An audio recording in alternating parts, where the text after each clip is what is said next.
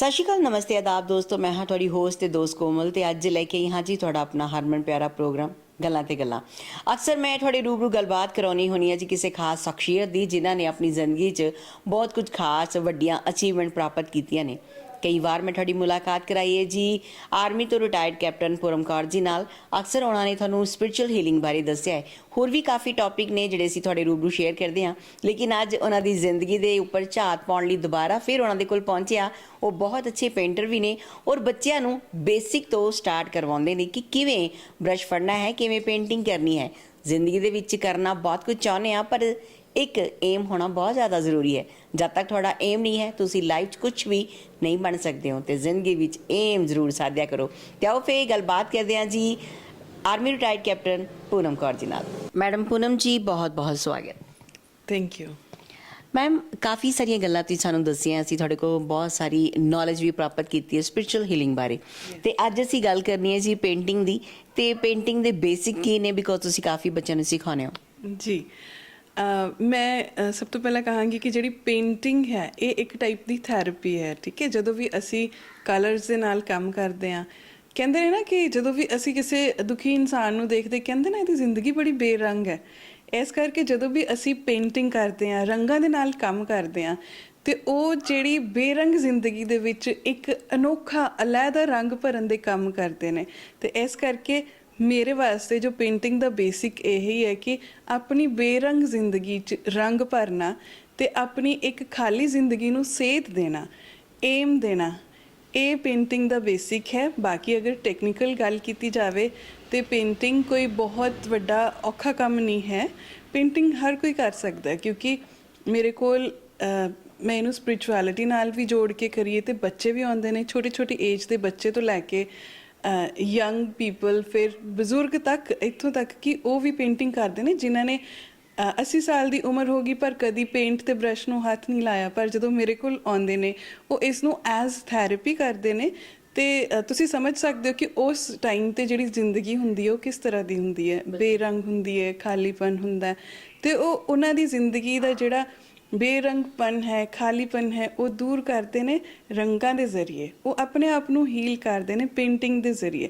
ਤੇ ਇਹੀ ਮੰਤਵ ਲੈ ਕੇ, ਜਿਸ ਤਰ੍ਹਾਂ ਕਿ ਤੁਸੀਂ ਜਾਣਦੇ ਹੋ ਕਿ ਮੈਂ ਸਪਿਰਿਚੁਅਲ ਹੀਲਰ ਹਾਂ, ਤਾਂ ਇਹੀ ਮੰਤਵ ਲੈ ਕੇ ਮੈਂ ਪੇਂਟਿੰਗ ਨੂੰ ਇੱਕ ਹੀਲਿੰਗ ਦਾ ਜ਼ਰੀਆ ਬਣਾ ਕੇ ਅੱਗੇ ਸਾਰਿਆਂ ਦੇ ਨਾਲ ਸ਼ੇਅਰ ਕਰਦੀ ਹਾਂ। ਤੇ ਲੋਕੀ ਬੜੇ ਇੰਟਰਸਟ ਦੇ ਨਾਲ ਇਸ ਨੂੰ ਕਰਦੇ ਆ, ਕਿਉਂਕਿ ਰੰਗਾਂ ਨਾਲ ਖੇਡਣਾ ਕਿਹਨੂੰ ਪਸੰਦ ਨਹੀਂ ਹੈਗਾ। ਬਿਲਕੁਲ ਜੀ, ਬਿਲਕੁਲ ਜੀ, ਸਹੀ ਗੱਲ ਹੈ। ਬਾਕੀ ਤਾਂ ਬਹੁਤ ਸਾਰੀਆਂ ਗੱਲਾਂ ਬਹੁਤ ਵਧੀਆ ਨੇ, ਪਰ ਜਿਹੜੀ ਇੱਕ ਗੱਲ ਕੀਤੀ ਹੈ ਕਿ 70 ਤੋਂ 80 ਸਾਲ ਦੇ ਬਜ਼ੁਰਗ ਵੀ ਇਹਨਾਂ ਦੇ ਕੋਲ ਆਉਂਦੇ ਨੇ ਔਰ ਇਹਨਾਂ ਦੇ ਕੋਲੋਂ ਸਿੱਖਦੇ ਨੇ ਥੈਰੇਪੀ ਬਾਰੇ ਔਰ ਜ਼ਿੰਦਗੀ ਦੇ ਵਿੱਚ ਖੁਸ਼ੀ ਲਿਆਉਣੀ ਕਿਵੇਂ ਹੈ ਉਸ ਦੇ ਬਾਰੇ, ਜ਼ਿੰਦਗੀ ਦੇ ਵਿੱਚ ਕਿਵੇਂ ਰੰਗ ਭਰਨਾ ਹੈ।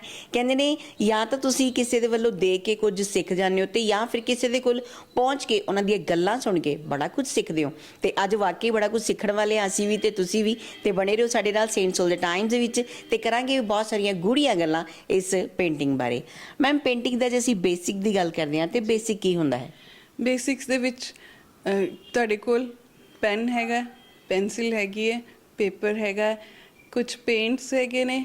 ਜ਼ਰੂਰੀ ਨਹੀਂ ਕਿ ਤੁਸੀਂ ਬਹੁਤ ਹਾਈ ਕਲਾਸ ਪੇਂਟਸ ਯੂਜ਼ ਕਰਨੇ ਨੇ। ਠੀਕ ਹੈ, ਬੇਸਿਕਲੀ ਆਪਾਂ ਛੋਟੇ ਛੋਟੇ ਪੇਂਟਸ ਜਿਹੜੇ ਬੱਚਿਆਂ ਦੇ ਕੋਲ ਹੁੰਦੇ ਨੇ 10 ਰੁਪਏ ਦੇ ਤੋਂ ਸਟਾਰਟ ਹੋ ਜਾਂਦੇ ਨੇ। ਠੀਕ ਹੈ, 10 ਰੁਪਏ, 20 ਰੁਪਏ। ਫਿਰ ਸਕੈਚਿਸ ਅਲੱਗ ਨੇ, ਫਿਰ ਉਹਦੇ ਕੀ ਤੁਸੀਂ ਕ੍ਰੇਯੋਨ ਕਲਰਸ ਅਲੱਗ ਨੇ ਜਿਨ੍ਹਾਂ ਨੂੰ ਅਸੀਂ ਮੋਮੀ ਰੰਗ ਕਹਿੰਦੇ ਨੇ। ਉਹ ਅਲੱਗ-ਅਲੱਗ ਟਾਈਪ ਦੇ, ਅਲੱਗ-ਅਲੱਗ ਏਜ ਗਰੁੱਪ ਦੇ ਹਿਸਾਬ ਨਾਲ ਅਸੀਂ ਸਟਾਰਟ ਕਰਦੇ ਨੇ। ਤਾਂ ਜਿਹਦੇ ਕੋਲ ਇਹ ਬੇਸਿਕ ਚੀਜ਼ ਹੈ, ਪੈਨ ਹੈ, ਪੈਨਸਿਲ ਹੈ, ਪੇਪਰ ਹੈ ਤੇ ਥੋੜ੍ਹੇ ਜਿਹੇ ਰੰਗ ਹੈ, ਉਹ ਪੇਂਟਿੰਗ ਕਰ ਸਕਦਾ।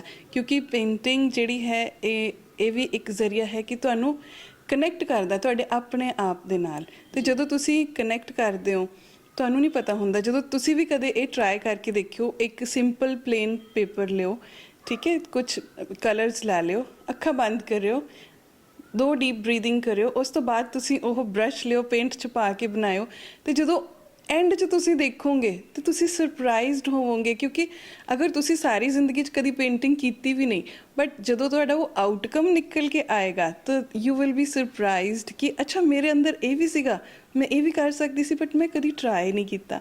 ਤੇ ਮੋਸਟਲੀ ਜੋ ਮੈਂ ਲਾਈਫ 'ਚ ਦੇਖਿਆ ਲੋਕਾਂ ਦੇ ਨਾਲ, ਸਾਡੇ ਨਾਲ, ਹਿਊਮਨਸ ਦੇ ਨਾਲ, ਇੱਕ ਵੱਡੀ ਪ੍ਰੋਬਲਮ ਹੈ ਕਿ ਕਰਨਾ ਅਸੀਂ ਬਹੁਤ ਕੁਝ ਚਾਹੁੰਦੇ ਹਾਂ ਪਰ ਅਸੀਂ ਕਦੀ ਟਰਾਈ ਹੀ ਨਹੀਂ ਕੀਤਾ। ਤੇ ਜਦੋਂ ਅਸੀਂ ਉਹ ਚੀਜ਼ ਕਦੀ ਕਰਦੇ ਹਾਂ ਫਿਊਚਰ 'ਚ ਜਾ ਕੇ, ਫਿਰ ਸਾਨੂੰ ਲੱਗਦਾ ਯਾਰ ਅਸੀਂ ਤਾਂ ਕਰ ਸਕਦੇ ਸੀ, ਪਰ ਅਸੀਂ ਕਦੀ ਕੋਸ਼ਿਸ਼ ਹੀ ਨਹੀਂ ਕੀਤੀ। ਤੇ ਉਹ ਜਿਹੜਾ ਦੱਬਿਆ ਹੋਇਆ ਸਾਡੇ ਅੰਦਰ, ਕਹਿ ਲਓ ਤੁਸੀਂ ਇੱਕ ਟੈਲੈਂਟ ਕਹਿ ਲਓ, ਜਾਂ ਸਾਡਾ ਇੱਕ ਅਸਲੀ ਅਸੈਂਸ ਹੈ, ਕਿਉਂਕਿ ਅਸੀਂ ਹੈਗੇ ਕ੍ਰੀਏਟਰ, ਤਾਂ ਅਸੀਂ ਹੈਗੇ ਹੀ ਹਾਂ। ਤੁਸੀਂ ਅਸੀਂ ਜਿੰਨੇ ਵੀ ਹੈਗੇ, ਅਸੀਂ ਵੂਮਨ ਵੀ ਕ੍ਰੀਏਟ ਲਾਈਫ। ਇੱਕ ਜਦੋਂ ਅਸੀਂ ਇੱਕ ਬੱਚਾ ਇੱਕ ਲਾਈਫ ਕ੍ਰੀਏਟ ਕਰ ਸਕਦੇ ਤਾਂ ਸੋਚੋ ਬਾਕੀ ਅਸੀਂ ਹੋਰ ਕੀ ਕੀ ਕ੍ਰੀਏਟ ਕਰ ਸਕਦੇ ਹਾਂ। ਠੀਕ ਹੈ, ਵੂਮਨ ਸਾਡੇ 'ਚ ਇੰਨੀ ਪਾਵਰ ਹੈ ਕਿ ਅਸੀਂ ਤੇ ਸਿਰਫ ਆਪਣੀ ਕ੍ਰੀਏਟੀਵਿਟੀ ਨਾਲ, ਆਪਣੀ ਮੈਂਟਲ ਪਾਵਰ ਦੇ ਨਾਲ, ਆਪਣੇ ਪ੍ਰੇਮ ਵਿਵਹਾਰ ਦੇ ਨਾਲ ਅਸੀਂ ਸਾਰਿਆਂ ਨੂੰ ਹੀਲ ਕਰ ਸਕਦੇ ਹਾਂ। ਰਾਈਟ, ਇਸੇ ਕਰਕੇ ਕਹਿੰਦੇ ਨੇ ਨਾ ਕਿ ਇੱਕ ਔਰਤ ਜਿਹੜੀ ਹੈ, ਮਤਲਬ ਇੱਕ ਮਰਦ ਇੱਕ ਪਰਿਵਾਰ ਪਾਲਦਾ, ਲੇਕਿਨ ਇੱਕ ਔਰਤ ਪੂਰੀ ਪੀੜ੍ਹੀ ਪਾਲ ਦਿੰਦੀ ਹੈ। ਰਾਈਟ, ਕਿਉਂਕਿ ਉਹ ਸਿਖਾਉਂਦੀ ਹੈ ਅੱਗੇ ਜਨਰੇਸ਼ਨਸ ਨੂੰ ਕਿਸ ਤਰ੍ਹਾਂ ਅੱਗੇ ਵਧਣਾ ਹੈ। ਅਤੇ ਉਸ ਹਿਸਾਬ ਨਾਲ ਇਹ ਸਾਰੀਆਂ ਚੀਜ਼ਾਂ ਫੜ ਕੇ ਮੇਰੀ ਕੋਸ਼ਿਸ਼ ਹੁੰਦੀ ਹੈ ਕਿ ਜੋ ਕੁਝ ਵੀ ਇਨਸਾਨ ਦੇ, ਜੋ ਵੀ ਮੇਰੇ ਕੋਲ ਆਉਂਦੇ ਨੇ ਵਿੱਚ ਦੱਬਿਆ ਹੋਇਆ, ਜੋ ਰਹਿ ਗਿਆ, ਉਹ ਕਰਨਾ ਚਾਹੁੰਦੇ ਸੀ ਕਰ ਨਹੀਂ ਪਾਏ, ਉਹ ਅਸੀਂ ਬੇਸਿਕ ਤੋਂ ਸਟਾਰਟ ਕਰੀਦਾ। ਅਤੇ ਬੇਸਿਕ ਤੁਹਾਡਾ ਪੈਨ, ਪੈਨਸਿਲ, ਪੇਪਰ, ਬਰਸ਼ ਅਤੇ ਪੇਂਟਸ, ਦੈਟਸ ਇਟ। ਹੋਰ ਕੁਛ ਨਹੀਂ ਚਾਹੀਦਾ, ਬਾਕੀ ਤੁਹਾਡੀ ਇਮੈਜੀਨੇਸ਼ਨ ਹੈ। ਕਹਿੰਦੇ ਨੇ ਇੰਪੋਸੀਬਲ ਨੂੰ ਪੋਸੀਬਲ ਕਰਨਾ ਜਾਣਦੀ ਹੈ ਇੱਕ ਔਰਤ, ਪਰਿਵਾਰ ਨੂੰ ਪਾਲਣਾ ਜਾਣਦੀ ਹੈ ਇੱਕ ਔਰਤ, ਪੂਰੇ ਪਰਿਵਾਰ ਨੂੰ, ਪੂਰੇ ਜਹਾਨ ਨੂੰ ਚਲਾਉਣਾ ਜਾਣਦੀ ਹੈ ਇੱਕ ਔਰਤ। ਔਰਤ ਦੀ ਗੱਲ ਕਰਾਂ ਤਾਂ ਔਰਤ ਦਾ ਰੁਤਬਾ ਬਹੁਤ ਮਹਾਨ ਹੈ। ਅਸੀਂ ਕਿਸੇ ਨਾ ਕਿਸੇ ਨੂੰ ਦੇਖ ਕੇ ਇੰਸਪਾਇਰ ਹੁੰਦੇ ਹਾਂ।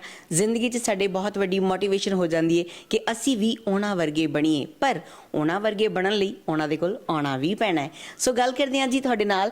ਕਾਫੀ ਲੋਕ ਟਾਈ ਅਪ ਕਰਦੇ ਨੇ ਔਰ ਕਾਫੀ ਗੱਲਾਂ ਕਰਦੇ ਨੇ, ਕਿਸ ਤਰ੍ਹਾਂ ਤੁਸੀਂ ਕਿਸੇ ਦੀ ਲਾਈਫ ਨੂੰ ਚੇਂਜ ਕਰ ਦਿੰਦੇ ਹੋ?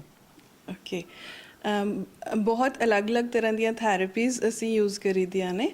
ਜਦੋਂ ਵੀ ਮੈਂ ਕਿਸੇ ਨਾਲ ਗੱਲ ਕਰਦੀ ਹਾਂ ਤਾਂ ਉਹਨਾਂ ਦੀਆਂ ਸਭ ਤੋਂ ਪਹਿਲਾਂ ਤਾਂ ਗੱਲਾਂ ਤੋਂ ਪਤਾ ਚੱਲ ਜਾਂਦਾ ਹੈ ਕਿ ਇਹਨਾਂ ਦੀ ਲਾਈਫ 'ਚ ਪ੍ਰੋਬਲਮ ਕੀ ਹੈ। ਠੀਕ ਹੈ, ਫਿਰ ਅਗਰ ਅਸੀਂ ਡੀਪਲੀ ਟੈਕਨੀਕਸ 'ਤੇ ਜਾਈਏ ਤਾਂ ਹਰ ਇੱਕ ਪ੍ਰੋਬਲਮ ਅਤੇ ਹਰ ਇੱਕ ਕਲਰ ਆਪਸ 'ਚ ਰਿਲੇਟਡ ਹੈ। ਰਾਈਟ, ਹਰ ਇੱਕ ਚੀਜ਼ ਕਹਿ ਲਓ ਕਿ ਇਸ ਜਹਾਨ ਦੇ ਵਿੱਚ, ਇਸ ਪੂਰੇ ਯੂਨੀਵਰਸ 'ਚ ਹਰ ਇੱਕ ਚੀਜ਼ ਇੰਟਰਕਨੈਕਟਡ ਹੈ।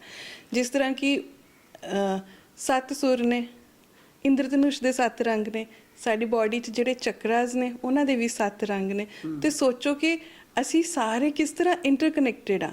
ਅਸੀਂ ਕਦੀ ਇਸ ਚੀਜ਼ ਨੂੰ ਗੌਰ ਨਹੀਂ ਕਰਦੇ, ਪਰ ਅਗਰ ਗੁਰਬਾਣੀ 'ਚ ਵੀ ਤੁਸੀਂ ਪੜ੍ਹਿਆ ਸੁਣਿਆ ਹੋਏਗਾ, ਜੋ ਬ੍ਰਹਮੰਡੇ ਸੋ ਹੀ ਪਿੰਡੇ, ਅਤੇ ਜੋ ਇਸ ਪੂਰੇ ਬ੍ਰਹਮੰਡ 'ਚ ਹੈ ਉਹ ਸਾਡੇ ਪਿੰਡੇ ਦੇ ਵਿੱਚ ਹੈ।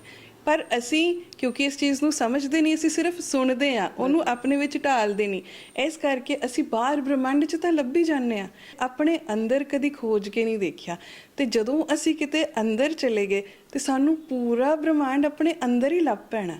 ਅਤੇ ਮੈਂ ਬਸ ਇਹੀ ਚੀਜ਼ ਸਿਖਾਉਂਦੀ ਹਾਂ, ਇਹੀ ਸਮਝਾਉਂਦੀ ਹਾਂ, ਅਤੇ ਇਸੇ ਚੀਜ਼ ਨੂੰ ਫੜ ਕੇ ਉਹਨਾਂ ਨੂੰ ਦੱਸਦੀ ਹਾਂ ਕਿ ਜੋ ਤੁਸੀਂ ਬਾਹਰ ਲੱਭਦੇ ਹੋ, ਜਿਹੜੀ ਖੁਸ਼ੀ, ਜਿਹੜਾ ਪਿਆਰ, ਜੋ ਵੀ ਤੁਸੀਂ ਬਾਹਰ ਲੱਭ ਰਹੇ ਹੋ ਉਹ ਤੁਹਾਡੇ ਆਪਣੇ ਅੰਦਰ ਹੈ। ਤੁਸੀਂ ਸਿਰਫ ਆਪਣੇ ਅੰਦਰ ਉਹਨੂੰ ਕਨੈਕਟ ਕਰਨਾ ਹੈ, ਬਾਹਰੋਂ ਤੁਹਾਨੂੰ ਉਹ ਚੀਜ਼ ਆਟੋਮੈਟਿਕਲੀ ਮਿਲ ਜਾਣੀ ਹੈ। ਠੀਕ ਹੈ, ਅਤੇ ਇਹਨੂੰ ਅਗਰ ਸਾਇੰਟੀਫਿਕਲੀ ਲਈਏ ਤਾਂ ਨਿਕੋਲਸ ਟੈਸਲਾ ਨੇ, ਬਹੁਤ ਵੱਡੇ ਸਾਇੰਟਿਸਟ ਹੋਏ ਨੇ, ਉਹਨਾਂ ਨੇ ਦੱਸਿਆ ਕਿ ਇਹ ਪੂਰਾ ਜਿਹੜਾ ਯੂਨੀਵਰਸ ਹੈ ਕੰਮ ਕਰਦਾ ਹੈ ਐਨਰਜੀ, ਵਾਈਬ੍ਰੇਸ਼ਨ ਅਤੇ ਫਰੀਕੁਐਂਸੀ। ਅਤੇ ਜਿੱਦਾਂ ਮੈਂ ਹਰ ਐਪੀਸੋਡ 'ਚ ਕਹਿੰਦੀ ਹਾਂ ਕਿ ਅਸੀਂ ਸਾਰੇ ਐਨਰਜੀ ਹਾਂ, ਤੁਸੀਂ ਐਨਰਜੀ ਹੋ, ਆ ਟੇਬਲ, ਮਾਈਕ, ਸਭ ਕੁਝ ਐਨਰਜੀ ਹੈ। ਜੋ ਈਵਨ ਅਸੀਂ ਗੱਲ ਕਰ ਰਹੇ ਹਾਂ, ਜਿਹੜੇ ਸ਼ਬਦ ਨਿਕਲ ਰਹੇ ਨੇ, ਇਹ ਵੀ ਐਨਰਜੀ ਹੈ। ਇਹ ਸਭ ਕੁਝ ਊਰਜਾ ਹੈ, ਅਤੇ ਊਰਜਾ ਕਦੀ ਮਰਦੀ ਨਹੀਂ, ਕਦੀ ਨਸ਼ਟ ਨਹੀਂ ਹੁੰਦੀ, ਸਿਰਫ ਊਰਜਾ ਆਪਣੀ ਸ਼ੇਪ ਬਦਲ ਲੈਂਦੀ ਹੈ। ਇਸੇ ਤਰ੍ਹਾਂ ਕਹਿੰਦੇ ਨੇ ਨਾ ਕਿ ਸਾਡੀ ਜਿਹੜੀ ਆਤਮਾ ਹੈ, ਬਿਕੋਜ਼ ਬੇਸਿਕ ਊਰਜਾ ਉਹ ਹੀ ਹੈ। ਇਹ ਸਰੀਰ ਜਿਹੜਾ ਇਹ ਤਾਂ ਇਸ ਦਾ ਜਾਮਾ ਹੈ, ਇਹ ਆਤਮਾ ਕਹਿੰਦੇ ਨੇ ਨਾ ਜਾਮਾ ਬਦਲਦੀ ਹੈ, ਤੁਸੀਂ ਗੁਰਬਾਣੀ 'ਚ ਵੀ ਸੁਣਿਆ ਹੋਣਾ। ਅਤੇ ਇਹ ਇੱਥੋਂ ਨਿਕਲੇਗੀ, ਸਰੀਰ ਨਸ਼ਟ ਹੋ ਜਾਏਗਾ, ਇਹ ਕਿਸੇ ਹੋਰ ਰੂਪ 'ਚ ਫਿਰ ਆ ਜਾਏਗੀ। ਅਤੇ ਇਸੇ ਪ੍ਰਕਾਰ ਜਿਹੜੀ ਜ਼ਿੰਦਗੀ ਹੈ ਸਾਡੀ ਐਨਰਜੀ, ਵਾਈਬ੍ਰੇਸ਼ਨ ਅਤੇ ਫਰੀਕੁਐਂਸੀ 'ਤੇ ਕੰਮ ਕਰਦੀ ਹੈ। ਜਿਸ ਤਰ੍ਹਾਂ ਆਪਾਂ ਰੇਡੀਓ ਲਗਾਉਂਦੇ ਹਾਂ, ਪਰ ਰੇਡੀਓ 'ਚ ਗਾਣਾ ਸੁਣਨ ਨੂੰ ਸਾਨੂੰ ਉਹਦੀ ਫਰੀਕੁਐਂਸੀ ਸੈੱਟ ਕਰਨੀ ਪੈਂਦੀ, ਕਿਉਂਕਿ ਇੱਕ ਉਹਦੇ ਅੰਦਰ ਫਰੀਕੁਐਂਸੀ ਹੈ ਉਸ ਪਾਸੇ, ਇੱਕ ਅਸੀਂ ਇੱਥੇ ਬੈਠੇ ਹਾਂ। ਜਦੋਂ ਅਸੀਂ ਉਹ ਫਰੀਕੁਐਂਸੀ ਮੈਚ ਕਰਦੇ ਹਾਂ ਫਿਰ ਸਾਨੂੰ ਉੱਥੋਂ ਗਾਣੇ ਸੁਣਦੇ ਨੇ ਜਾਂ ਕੋਈ ਹੋਰ ਕਾਰਿਆਕ੍ਰਮ ਸੁਣਦਾ। ਪਰ ਜਦੋਂ ਉਹ ਫਰੀਕੁਐਂਸੀ ਮੈਚ ਨਹੀਂ ਹੋ ਪਾ ਰਹੀ ਫਿਰ ਸ਼ਾਂ ਸ਼ਾਂ ਦੀ ਆਵਾਜ਼ ਆਉਂਦੀ ਹੈ। ਇਹ ਸੇਮ ਚੀਜ਼ ਸਾਡੀ ਜ਼ਿੰਦਗੀ 'ਤੇ ਹੈ।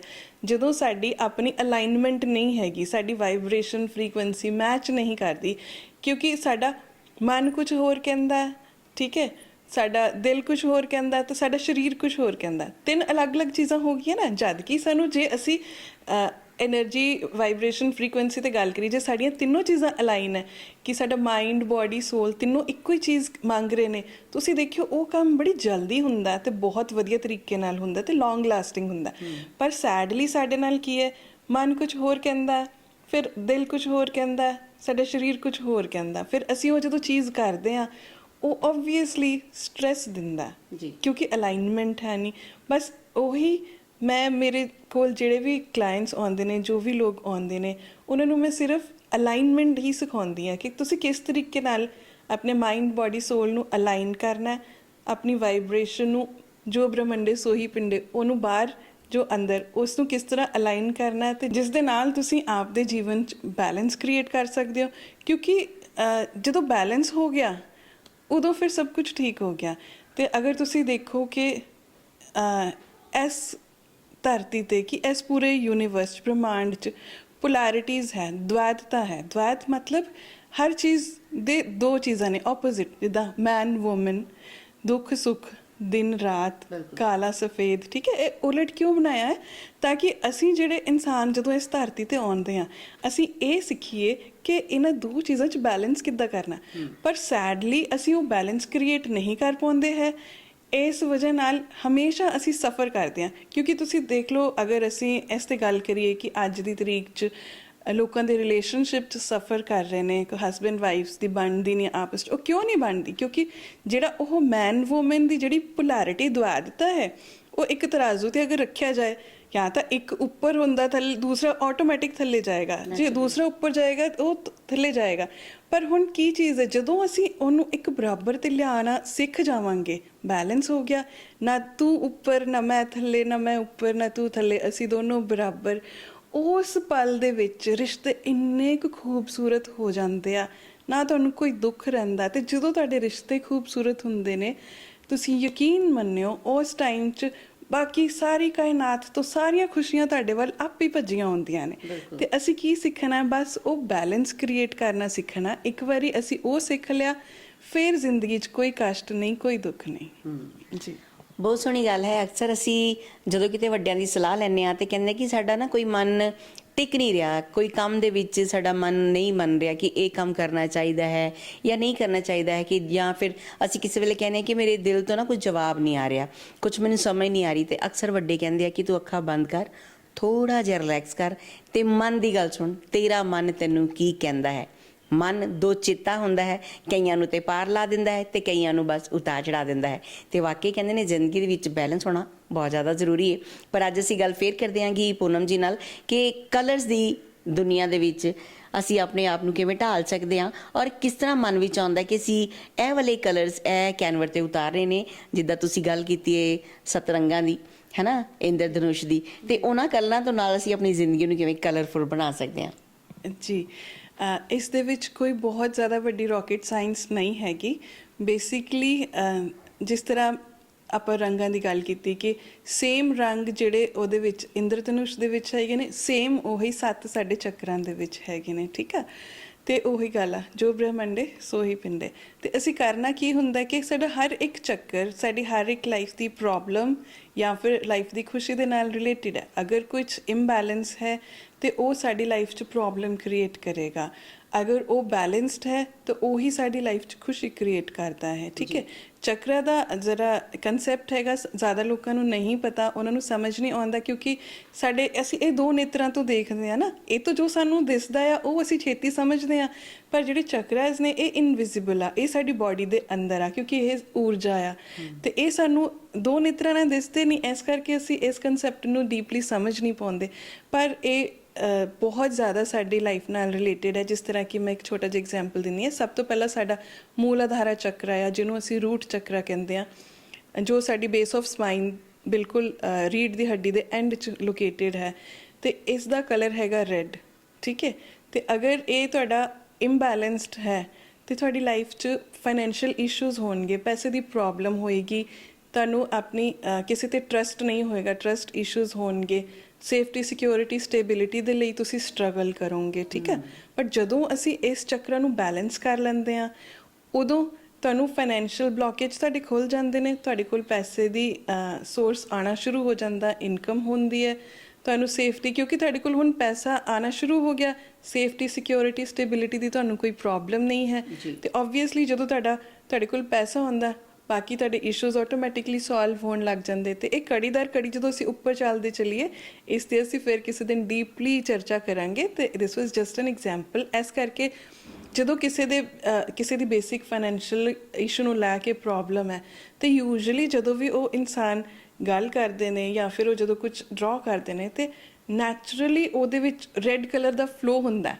ਇਹ ਹੁਣ ਕੋਈ ਸਿਖਾਉਣ ਵਾਲੀ ਚੀਜ਼ ਨਹੀਂ ਹੈਗੀ, ਠੀਕ ਹੈ, ਕਿਉਂਕਿ ਇਮੈਜੀਨੇਸ਼ਨ ਹੈ, ਉਹ ਅੰਦਰੋਂ ਸਭ ਕੁਝ ਅਟੈਚਡ ਹੈ, ਅਲਾਈਨਡ ਹੈ। ਜਦੋਂ ਤੁਸੀਂ ਕਰੋਗੇ, ਅੱਖਾਂ ਬੰਦ ਕਰੋਗੇ ਤੇ ਤੁਸੀਂ ਪੇਂਟ ਬ੍ਰਸ਼ ਲੈਂਦੇ ਹੋ ਐਂਡ ਤੁਸੀਂ ਕੁਝ ਡਰਾ ਕਰਦੇ ਹੋ ਨਾ, ਉਹ ਤੁਹਾਡੀ ਕਲਰ ਚੋਇਸ ਵੀ ਆਪਣੇ ਆਪ ਅੰਦਰੋਂ ਆਉਂਦੀ ਹੈ। ਤੇ ਜਿਸ ਨੂੰ ਦੇਖ ਕੇ ਇੱਕ ਜਿਹੜਾ ਐਕਸਪਰਟ ਹੈ ਉਸ ਚੀਜ਼ 'ਚ, ਉਹ ਤੁਹਾਨੂੰ ਦੱਸ ਦੇਗਾ ਇੰਸਟੈਂਟਲੀ, ਤੁਹਾਡੀ ਪੇਂਟਿੰਗ ਦੇਖ ਕੇ ਜਾਂ ਤੁਹਾਡੀ ਕਲਰ ਚੋਇਸ ਦੇਖ ਕੇ ਦੱਸ ਦੇਗਾ ਕਿ ਤੁਹਾਡੇ ਆਹ ਚੱਕਰਸ ਬਲੌਕ ਹੈ, ਤੁਹਾਨੂੰ ਇਹ ਪ੍ਰੋਬਲਮ ਹੈ, ਇਸ ਨੂੰ ਤੁਸੀਂ ਇਹ ਵਾਲੀ ਰੈਮਡੀਜ਼ ਕਰਕੇ ਇਸ ਨੂੰ ਠੀਕ ਕੀਤਾ ਜਾ ਸਕਦਾ ਹੈ।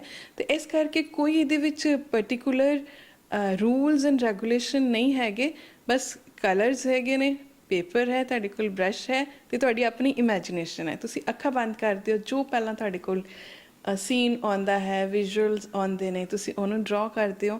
ਬੇਸਡ ਔਨ ਦੈਟ ਤੁਹਾਡੀ ਹੀਲਿੰਗ ਦੇ ਵਿੱਚ ਕੀ ਰਿਕੁਆਇਰਡ ਹੈ, ਉਹ ਸਭ ਉਸੇ ਟਾਈਮ ਪਤਾ ਚੱਲ ਜਾਂਦਾ, ਤੇ ਉਸ ਨੂੰ ਫੜ ਕੇ ਅਸੀਂ ਅੱਗੇ ਹੀਲ ਕਰਦੇ ਨੇ। ਜਿਸ ਤਰ੍ਹਾਂ ਕਿ ਅਗਰ ਰੂਟ ਚੱਕਰਾਂ ਦੀ ਗੱਲ ਕੀਤੀ ਜਾਵੇ, ਇਹਦਾ ਰੈੱਡ ਕਲਰ ਐਸੋਸੀਏਟਿਡ ਹੈ, ਤੇ ਉਸ ਟਾਈਮ ਇਨਸਾਨ ਜ਼ਿਆਦਾਤਰ ਰੈੱਡ ਕਲਰ ਯੂਜ਼ ਕਰੇ, like red fruits, red vegetables ਖਾਣ ਵਾਸਤੇ। ਫਿਰ ਜਿਹੜੇ ਕੱਪੜੇ ਪਾਉਂਦੇ ਨੇ ਉਹਦੇ ਵਿੱਚ ਰੈੱਡ ਕਲਰ ਜ਼ਿਆਦਾ ਯੂਜ਼ ਕਰੇ, ਜਿਹੜੀ ਪੇਂਟਿੰਗਸ ਕਰਦੇ ਨੇ ਰੈੱਡ ਕਲਰ ਜ਼ਿਆਦਾ ਯੂਜ਼ ਕਰਨ। ਤੇ ਉਹ ਰੈੱਡ ਕਲਰ ਕਿਉਂਕਿ ਐਸੋਸੀਏਟਿਡ ਹੈ ਚੱਕਰਾਂ ਦੇ ਨਾਲ, ਤੇ ਇਸ ਨੂੰ ਆਪਾਂ ਐਜ਼ ਕਲਰ ਥੈਰੇਪੀ ਵੀ ਕਹਿ ਸਕਦੇ ਹਾਂ। ਤੇ ਉਹ ਉਹਨਾਂ ਦੇ ਉਸ ਚੱਕਰਾਂ ਨੂੰ ਬੈਲੈਂਸ ਕਰਨ 'ਚ ਹੈਲਪ ਕਰਦਾ ਹੈ, ਜਿਸ ਦੇ ਨਾਲ ਉਹਨਾਂ ਦੇ ਜਿਹੜੇ ਵੀ ਲਾਈਫ 'ਚ ਬਲੋਕੇਜ ਹੈ, ਜਿਸ ਕਰਕੇ ਉਹ ਸਫਰ ਕਰ ਰਹੇ ਨੇ, ਉਹ ਬਲੋਕੇਜਸ ਦੂਰ ਹੁੰਦੇ ਨੇ। ਤੇ ਇਸੇ ਤਰ੍ਹਾਂ ਅਸੀਂ ਮਜ਼ੇ ਦੇ ਨਾਲ ਪੇਂਟਿੰਗ ਕਰਦੇ, ਰੰਗਾਂ ਨਾਲ ਖੇਲਦੇ ਹੋਏ ਆਪਣੇ ਬਲੋਕੇਜਸ ਵੀ ਦੂਰ ਕਰਦੇ ਹਾਂ, ਹੀਲ ਵੀ ਹੁੰਦੇ ਹਾਂ, ਤੇ ਆਪਣੀ ਜ਼ਿੰਦਗੀ 'ਚ ਤੇ ਆਪਣੇ ਆਸ-ਪਾਸ ਦੇ ਲੋਕਾਂ ਦੀ ਜ਼ਿੰਦਗੀ ਦੇ ਵਿੱਚ ਖੁਸ਼ੀਆਂ ਵੀ ਫੈਲਾਉਂਦੇ ਹਾਂ। ਜੀ, ਵਾਕਈ ਬਹੁਤ ਸੋਹਣਾ ਮੈਸੇਜ ਵੀ ਹੋ ਗਿਆ ਕਿ ਆਪਣੇ ਔਰ ਆਪਣੇ ਆਸ ਪੜੋਸ ਦੇ ਵਿੱਚ ਖੁਸ਼ੀਆਂ ਜ਼ਰੂਰ ਫੈਲਾਓ। ਜਾਂਦੇ ਜਾਂਦੇ ਇੱਕ ਕੁਐਸਚਨ ਜ਼ਰੂਰ ਪੁੱਛਾਂਗੇ, ਸਮਾਂ ਇਜਾਜ਼ਤ ਨਹੀਂ ਦਿੰਦਾ ਪੂਨਮ ਜੀ। ਇੱਕ ਗੱਲ ਪੁੱਛਣਾ ਚਾਹੁੰਦੀ ਹਾਂ ਕਿ ਕਾਫੀ ਸਾਰੇ ਲੋਕ ਮੈਡੀਟੇਸ਼ਨ ਕਰਦੇ ਨੇ, ਪਰ ਉਹਨਾਂ ਦਾ ਧਿਆਨ ਨਹੀਂ ਲੱਗਦਾ, ਉਹਨਾਂ ਦੇ ਮਨ ਵਿੱਚ ਘਰ ਦੀਆਂ ਉਲਝਣਾਂ, ਪ੍ਰੋਬਲਮਾਂ, ਮਜਬੂਰੀਆਂ, ਇਹ ਚੀਜ਼ਾਂ ਆਉਂਦੀਆਂ ਰਹਿੰਦੀਆਂ, ਤੇ ਫਿਰ ਉਹ ਕਹਿੰਦੇ ਨੇ ਮੈਡੀਟੇਸ਼ਨ ਹੁੰਦਾ ਹੀ ਨਹੀਂ। ਤੇ ਕਿਸ ਤਰ੍ਹਾਂ ਉਹ ਆਪਣਾ ਧਿਆਨ ਜੋ ਪ੍ਰੋਪਰਲੀ ਹੈ ਕਿ ਇਸ ਵਿੱਚ ਲਗਾਉਣ? ਤੁਸੀਂ ਇਹ ਬਹੁਤ ਹੀ ਵਧੀਆ ਕੁਐਸਚਨ ਪੁੱਛਿਆ, ਕਿਉਂਕਿ ਬੇਸਿਕਲੀ ਬਹੁਤ ਲੋਕੀ ਮੈਡੀਟੇਸ਼ਨ ਕਰਨਾ ਚਾਹੁੰਦੇ ਨੇ, ਪਰ ਉਹਨਾਂ ਦੀ ਪ੍ਰੋਬਲਮ ਇਹ ਹੁੰਦੀ ਕਿ ਧਿਆਨ ਨਹੀਂ ਲੱਗਦਾ। ਤੇ ਸਭ ਤੋਂ ਪਹਿਲਾਂ ਮੈਂ ਇਹ ਐਪੀਸੋਡ ਦੇਖ ਰਹੇ ਦਰਸ਼ਕਾਂ ਨੂੰ ਇੱਕ ਚੀਜ਼ ਕਹੂੰਗੀ ਕਿ ਮੈਡੀਟੇਸ਼ਨ ਦਾ ਮਤਲਬ ਧਿਆਨ ਲਾਉਣਾ ਨਹੀਂ ਹੈਗਾ, ਠੀਕ ਹੈ? ਕਿਉਂਕਿ ਧਿਆਨ ਲਾਉਣਾ ਫਿਰ ਤੁਸੀਂ ਜ਼ਬਰਦਸਤੀ ਕਰ ਰਹੇ ਹੋ, ਆਪਣੇ ਧਿਆਨ ਨੂੰ ਇੱਕ ਜਗ੍ਹਾ ਟਿਕਾ ਰਹੇ ਹੋ। ਮੈਡੀਟੇਸ਼ਨ ਜਿਹੜੀ ਹੈ ਉਹ ਜਿਹੜੀ ਸਾਡੀ ਲਾਈਫ ਹੈ ਇੱਕ ਫਲੋ 'ਚ ਹੈ, ਤੇ ਮੈਡੀਟੇਸ਼ਨ ਵੀ ਫਲੋ 'ਚ ਹੈ। ਤੁਸੀਂ ਬੈਠਦੇ ਹੋ, ਸ਼ੁਰੂਆਤ 'ਚ ਜਿੰਨੇ ਵੀ ਵਿਚਾਰ ਆਉਂਦੇ ਨੇ ਆਉਣ ਦਿਓ, ਕਿਉਂਕਿ ਉਹ ਆਉਣੇ ਹੀ ਆ, ਕਿਉਂਕਿ ਤੁਸੀਂ ਸਾਰਾ ਦਿਨ ਉਸੇ ਜ਼ਿੰਦਗੀ 'ਚ ਰਹਿੰਦੇ ਹੋ। ਫਿਰ ਤੁਸੀਂ ਘਰ ਦੀਆਂ 100 ਟੈਨਸ਼ਨਾਂ ਨੇ, ਆਫਿਸ ਦੀਆਂ ਟੈਨਸ਼ਨਾਂ ਨੇ, ਉਹ ਵਿਚਾਰ ਆਉਣ ਦਿਓ। ਤੁਸੀਂ ਕਰਨਾ ਕੀ ਹੈ? ਅਟੈਚ ਨਹੀਂ ਹੋਣਾ ਉਹਨਾਂ ਵਿਚਾਰਾਂ ਦੇ ਨਾਲ ਕਿ ਵੀ ਮੈਨੂੰ ਆਹ ਵਿਚਾਰ ਆ ਰਿਹਾ ਤੇ ਮੈਂ ਦੁਖੀ ਹੋ ਜਾਵਾਂ, ਠੀਕ ਹੈ, ਕਿ ਇਹਦੇ ਨਾਲ ਅਟੈਚ ਹੋ ਜਾ ਕਿ ਮੈਨੂੰ ਇਸ ਵਿਚਾਰ ਤੋਂ ਤਕਲੀਫ ਹੋ ਰਹੀ ਹੈ। ਤੁਸੀਂ ਸਿਰਫ ਆਪਣੇ ਸਾਹਾਂ 'ਤੇ ਧਿਆਨ ਦੇਣਾ ਹੈ। ਸਭ ਤੋਂ ਵੱਡੀ ਇਹਦੀ ਕੁੰਜੀ ਇਹੀ ਹੈ ਕਿ ਆਪਣੀ ਸਾਹਾਂ 'ਤੇ ਧਿਆਨ ਦਿਓ। ਅਸੀਂ ਜੀਂਦੇ ਹਾਂ, ਸਾਡੇ ਜੀਵਨ ਦਾ ਆਧਾਰ ਸਾਡੇ ਸਾਹ ਨੇ, ਸਵਾਸ ਨੇ, ਪਰ ਅਸੀਂ ਅੱਜ ਤੱਕ ਦੱਸੋ ਕਦੀ ਵੀ ਬੈਠ ਕੇ ਆਪਣੇ ਸਾਹ ਦੀ ਆਵਾਜ਼ ਸੁਣਨ ਦੀ ਕੋਸ਼ਿਸ਼ ਕੀਤੀ ਹੈ? ਜਿਹਦੇ ਬੇਸ 'ਤੇ ਅਸੀਂ ਜਿਉਂਦੇ ਹਾਂ, ਕਦੀ ਅਸੀਂ ਉਸ ਦੀ ਆਵਾਜ਼ ਨਹੀਂ ਸੁਣੀ। ਤੇ ਇਸ ਦੀ ਕੁੰਜੀ ਇਹੀ ਹੈ ਕਿ ਬੈਠ ਕੇ ਤੁਸੀਂ ਕੁਝ ਨਹੀਂ ਕਰਨਾ, ਅੱਖਾਂ ਬੰਦ ਕਰਕੇ ਸਿਰਫ ਆਪਣੇ ਸਾਹਾਂ 'ਤੇ ਧਿਆਨ ਦੇਣਾ। ਜਿਹੜੇ ਵਿਚਾਰ ਆਉਂਦੇ ਨੇ ਉਹਨਾਂ ਨੂੰ ਆਉਣ ਦਿਓ। ਤੁਸੀਂ ਦੇਖੋਗੇ 1 ਮਿੰਟ ਬਾਅਦ, 2 ਮਿੰਟ ਬਾਅਦ ਉਹ ਵਿਚਾਰ ਆਪੇ ਹੀ ਚਲੇ ਜਾਣਗੇ। ਫਿਰ ਅਗਲਾ ਵਿਚਾਰ ਆਉਂਦਾ, ਆਉਣ ਦਿਓ, ਉਹਨੂੰ ਜਾਣ ਦਿਓ। ਤੁਸੀਂ ਬਸ ਫੋਕਸ ਆਪਣੇ ਸਾਹਾਂ 'ਤੇ ਰੱਖੋ, ਕਿਉਂਕਿ ਜਦ ਤੱਕ ਇਹ ਵਿਚਾਰ ਅੰਦਰ ਹੈਗੇ ਨੇ ਤੁਸੀਂ ਧਿਆਨ ਲਾ ਨਹੀਂ ਸਕਦੇ। ਤਾਂ ਧਿਆਨ ਤੱਕ ਪਹੁੰਚਣ ਦੇ ਲਈ ਤੁਸੀਂ ਬੈਠਣਾ ਹੈ, ਉਹ ਵਿਚਾਰਾਂ ਨੂੰ ਆਉਣ ਦਿਓ, ਜਾਣ ਦਿਓ, ਆਉਣ ਦਿਓ, ਜਾਣ ਦਿਓ। ਇਹ ਕੀ ਹੈ ਕਿ ਜੋ ਹੁਣ ਤੱਕ ਤੁਹਾਡੇ ਅੰਦਰ ਭਰਿਆ ਉਹ ਹੌਲੀ ਹੌਲੀ ਕਰਕੇ ਬਾਹਰ ਨਿਕਲ ਰਿਹਾ, ਤੇ ਜਦੋਂ ਉਹ ਪੂਰਾ ਨਿਕਲ ਜਾਏਗਾ, ਅੰਦਰ ਕੁਝ ਬਚਿਆ ਨਹੀਂ, ਤੁਹਾਡਾ ਧਿਆਨ ਆਟੋਮੈਟਿਕਲੀ ਲੱਗ ਜਾਏਗਾ। ਤੇ ਇਹ ਕੋਈ ਬਹੁਤ ਔਖਾ ਕੰਮ ਨਹੀਂ ਹੈਗਾ, ਬਿਲਕੁਲ ਸੌਖਾ ਕੰਮ ਹੈ। ਫੋਕਸ ਦਿਓ ਆਪਣੇ ਸਾਹਾਂ 'ਤੇ, ਜਿਹੜੇ ਵਿਚਾਰ ਆਉਂਦੇ ਨੇ ਆਉਣ ਦਿਓ, ਜਾਣ ਦਿਓ। ਜਿਸ ਪਲ 'ਚ ਉਹ ਖਾਲੀ ਹੋ ਗਿਆ, ਉਸੇ ਪਲ ਦੇ ਵਿੱਚ ਤੁਹਾਡਾ ਧਿਆਨ ਲੱਗ ਜਾਏਗਾ। ਬਿਲਕੁਲ ਜੀ। ਪ੍ਰੈਕਟਿਸ 'ਚ ਬੈਠੋ, ਇਸ ਨੂੰ ਜ਼ਰੂਰ ਕਰੋ, ਕਿਉਂਕਿ ਇੱਕ ਮੈਡੀਟੇਸ਼ਨ ਹੈ ਜਿਹੜੀ ਤੁਹਾਨੂੰ ਤੁਹਾਡੇ ਨਾਲ ਮਿਲਾਉਂਦੀ ਹੈ, ਠੀਕ ਹੈ, ਆਤਮਾ ਨੂੰ ਪਰਮਾਤਮਾ ਨਾਲ ਮਿਲਾਉਂਦੀ ਹੈ। ਕਿਉਂਕਿ ਅਸੀਂ ਸਾਰੇ ਕਹਿੰਦੇ ਤਾਂ ਹੈ ਨਾ ਕਿ ਏਕ ਜੋਤ ਏਕਸ ਕੇ ਹਮ ਬਾਰਿਕ, ਫਿਰ ਅਸੀਂ ਕਹਿੰਦੇ ਕਿ ਪਰਮਾਤਮਾ ਸਾਡੇ ਅੰਦਰ ਹੀ ਹੈ, ਪਰ ਅੰਦਰ ਕਿੱਥੇ ਹੈ? ਕਦੀ ਦੇਖਿਆ ਨਹੀਂ, ਕਦੀ ਕਿਉਂਕਿ ਕੋਸ਼ਿਸ਼ ਹੀ ਨਹੀਂ ਕੀਤੀ। ਤੇ ਜੋ ਬਾਹਰ ਅਸੀਂ ਲੱਭਦੇ ਰਹੇ ਬ੍ਰਹਮੰਡ 'ਚ, ਬਾਹਰ ਲੱਭਿਆ ਪਿੰਡੇ, ਕਦੀ ਲੱਭਿਆ ਹੀ ਨਹੀਂ। ਉਹਨੂੰ ਇੱਕ ਵਾਰੀ ਅੰਦਰ ਜਾ ਕੇ ਜਦੋਂ ਅਸੀਂ ਲੱਭਾਂਗੇ ਸਭ ਕੁਝ ਮਿਲੂਗਾ। ਤੇ ਇਸ ਕਰਕੇ ਚਾਹੇ 2 ਮਿੰਟ ਚਾਹੇ 5 ਮਿੰਟ ਥੋੜੀ ਦੇਰ ਆਪਣੇ ਬਸ ਸਵਾਸਾਂ ਤੇ ਧਿਆਨ ਜ਼ਰੂਰ ਦਿਓ, ਜੋ ਤੁਸੀਂ ਚਾਹੁੰਦੇ ਹੋ ਉਹ ਜ਼ਰੂਰ ਪਾਓਗੇ। ਜੀ। ਕਹਿੰਦੇ ਨੇ ਜਦੋਂ ਤੁਸੀਂ ਆਪਣੇ ਆਪ ਨੂੰ ਪਿਆਰ ਕਰਨ ਲੱਗ ਜਾਂਦੇ ਹੋ, ਆਪਣੇ ਆਪ ਨੂੰ ਮੁਹੱਬਤ ਕਰਨ ਲੱਗ ਜਾਂਦੇ ਹੋ, ਤੇ ਵਾਕਈ ਜਿਹੜਾ ਮਾਹੌਲ ਹੁੰਦਾ ਹੈ, ਆਪਣਾ ਆਲਾ ਦੁਆਲਾ ਹੁੰਦਾ ਹੈ, ਉਹ ਵਾਕਈ ਬਹੁਤ ਜ਼ਿਆਦਾ ਸੋਹਣਾ ਲੱਗਣ ਲੱਗ ਜਾਂਦਾ ਹੈ। ਜਦੋਂ ਵੀ ਸਵੇਰੇ ਉੱਠਦੇ ਹੋ, ਸਭ ਤੋਂ ਪਹਿਲਾਂ ਸ਼ੀਸ਼ੇ ਮੂਹਰੇ ਜਾਓ, ਆਪਣੇ ਆਪ ਨੂੰ ਦੇਖੋ ਤੇ ਕਹੋ ਕਿ ਮੈਂ ਬਹੁਤ ਸੋਹਣਾ ਹਾਂ, ਸਾਰੀ ਦੁਨੀਆ ਤੋਂ ਮੈਂ ਬਹੁਤ ਅਮੀਰ ਹਾਂ, ਮੈਂ ਬਹੁਤ ਚੰਗਾ। ਅੱਛੀਆਂ ਵਾਈਬਸ ਲਓ ਤੇ ਅੱਛਾ ਹੀ ਹੋਏਗਾ। ਤੇ ਬਣੇ ਰਹੋ ਸੇਂਟ ਸੋਲ ਦੇ ਟਾਈਮਸ ਨਾਲ। ਖਾਸ ਸਟੋਰੀ ਦੇਖਣ ਲਈ ਪੂਨਮ ਜੀ ਬਹੁਤ ਬਹੁਤ ਥੈਂਕ ਯੂ ਇੰਨਾ ਸਮਾਂ ਦੇਣ ਲਈ। ਥੈਂਕ ਯੂ, ਧੰਨਵਾਦ। ਸੇਂਟ ਸੋਲ ਦੇ ਟਾਈਮਸ ਤੋਂ ਕੋਮਲ, ਕੈਮਰਾਮੈਨ ਵਿਰੋਧ ਦੇ ਨਾਲ।